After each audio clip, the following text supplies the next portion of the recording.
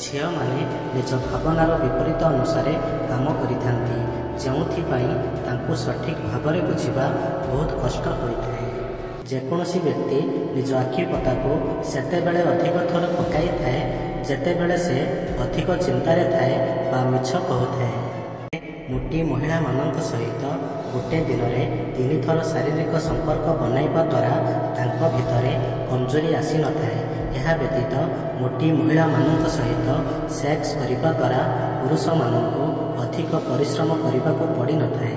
ଶରୀରରୁ ସୁନ୍ଦର ହୋଇଥିବା ମହିଳା ଆପଣଙ୍କୁ ଗୋଟେ ରାତି ଖୁସି ଦେଇପାରନ୍ତି, କିନ୍ତୁ ହୃଦୟରୁ ସୁନ୍ଦର ହୋଇଥିବା ମହିଳା ଆପଣଙ୍କୁ ଜୀବନ ସାରା ଖୁସି ଦେଇପାରିଥାନ୍ତି।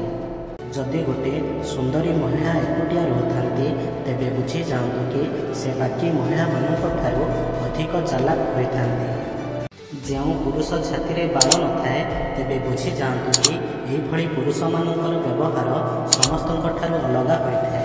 ଏମାନେ ଅନ୍ୟମାନଙ୍କର ମନର କଥାକୁ ସହଜରେ ଜାଣି ନେଇଥାନ୍ତି, କିନ୍ତୁ ଏମାନେ ନିଜ ମନର କଥାକୁ କାହାକୁ ବି କୁହନ୍ତି ନାହିଁ।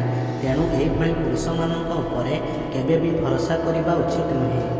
ଯେଉଁ ଲୋକମାନେ ଅଧିକ ଲାଜ କରିଥାନ୍ତି, ସେମାନଙ୍କ ପାଖରେ ସବୁ କଥାକୁ ବୁଝିବାର ସ୍କିଲ୍ ଅଧିକ ଥାଏ।